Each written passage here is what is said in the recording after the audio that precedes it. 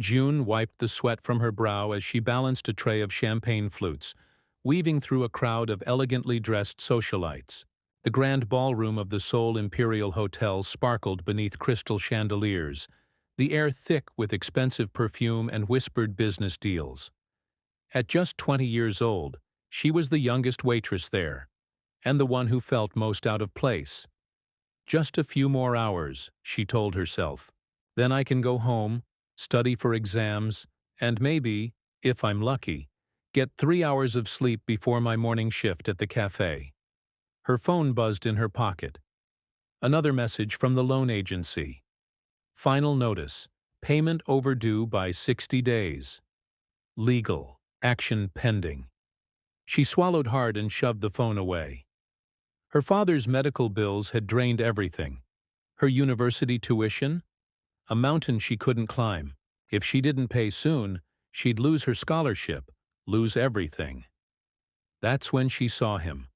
An older Western man stood near the balcony, tall, silver-haired, with sharp blue eyes that scanned the room like he was searching for something. Or someone. He wore a tailored black suit, his posture radiating quiet authority. The other guests gave him a wide berth, whispering behind their hands. Daniel Carter, the reclusive American millionaire who rarely made public appearances.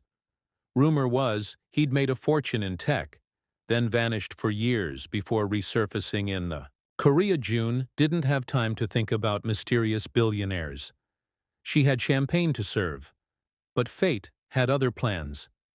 As she passed by him, her heel caught the edge of a rug. The tray tipped, glasses shattered, champagne splashed across the marble floor. Gasps rippled through the crowd. No, no, no. Her face burned with humiliation. This would come out of her paycheck. She might even get fired. Then a hand steadied her. "Are you all right?" The voice was deep, accented, and surprisingly gentle. Daniel Carter was looking down at her, his expression unreadable. I'm so sorry, sir," she stammered, bowing quickly. "I'll clean this up immediately." "Don't worry about it," he said, waving off the frowning event coordinator. "Accidents happen." Before she could respond, he guided her away from the mess, his grip firm but not unkind. "You're not like the others here?" he mused. June blinked.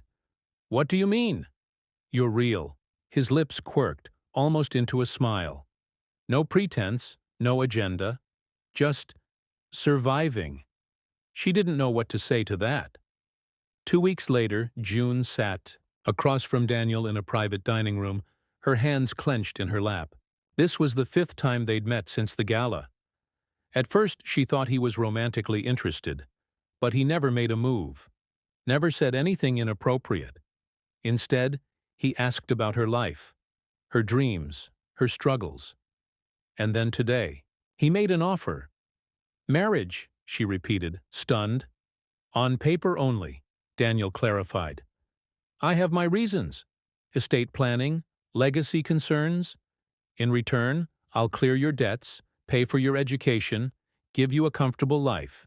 It sounded too good to be true. "Why me?" she whispered. For the first time, his calm facade cracked. "Just for a moment." "Because," he said slowly, "I think you're someone I've been waiting for." 7 days after the wedding, the mansion was too quiet. June wandered the halls in her silk robe, still not used to the sheer space of it all. Daniel had given her freedom, her own wing, a limitless credit card, even a personal driver. Only one rule: don't go to the 3rd floor. Naturally, that's exactly where her feet led her. The door at the end of the hallway was slightly ajar, a sliver of light spilling through. She really shouldn't, but curiosity had always been her weakness. The room was an office, neat, organized, except for one wall. Her breath caught. Photos. Dozens of them. Her at university. Leaving her part-time job. Walking through the park near her old apartment. And older photos. Faded, yellowed. A woman who looked just like her, dressed in vintage clothing. A newspaper clipping in Korean. Tragic death of Yoon Carter, 1993. A hand touched her shoulder. Jiun screamed. Daniel stood behind her, his expression unreadable. "You weren't supposed to see this yet," he murmured. Her voice trembled. "Who are you?" His answer would change everything. June stumbled back, heart pounding in her chest. The photograph stared back at her. Her own face, her every movement documented like some twisted collection. And that woman, that dead woman, who looked exactly like her.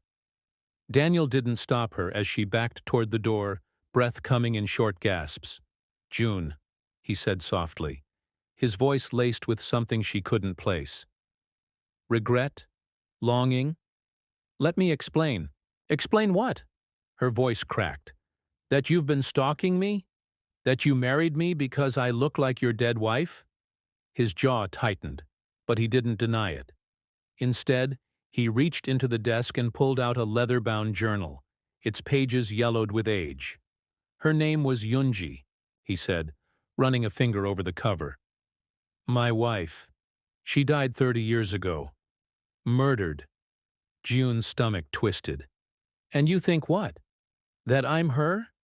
Daniel's piercing blue eyes locked onto hers. "I didn't believe in reincarnation. Not until I saw you." Against her better judgment, Jiun took the journal. The entries were dated decades ago, written in a mix of Korean and English. June 12, 1993. Yunji dreamed of fire again. She says it's a warning. I told her it's just stress, but she insists someone's watching her. July 3, 1993. She found another note in her car. "You don't belong with him. Who the hell is doing this?" July 18, 1993. "She's gone. They say it was an accident." "But I know. I know." June's hands trembled. The words blurred through her tears. "You think I'm her? Reborn?" She let out a shaky laugh. "That's insane." "Is it?" Daniel stepped closer. "You have her. Smile. The way you tilt your head when you're thinking. Even your voice." June swallowed hard. She had always felt out of place. Like she was waiting for something. Someone she couldn't name. But this was too much. That night, June couldn't sleep. Every time she closed her eyes, she saw flashes. A dark road, blinding headlights, a scream tearing from her throat. Memory. Or fear? She crept back to the third floor. The office was locked now, but she hadn't imagined what she saw. Then, something she'd missed before. A small safe beneath the desk. The combination, 0718193, Yunji's death date. Inside was a single envelope, her breath hitched as she pulled out its contents. A faded police report and a photograph of a mangled car. Yunji's car. The accident, brake failure. But in the margin, a scrawl in handwriting that matched Daniel's journal. They cut the brakes. This wasn't an accident. It was a warning. To me, Jiun. Didn't realize she was crying until the tears hit the paper. Someone had killed Yunji.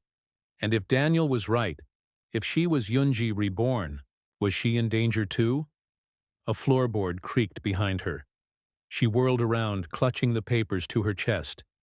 Daniel stood in the doorway, his face in shadow. "I told you not to come up here," he said quietly. June's pulse roared in her ears.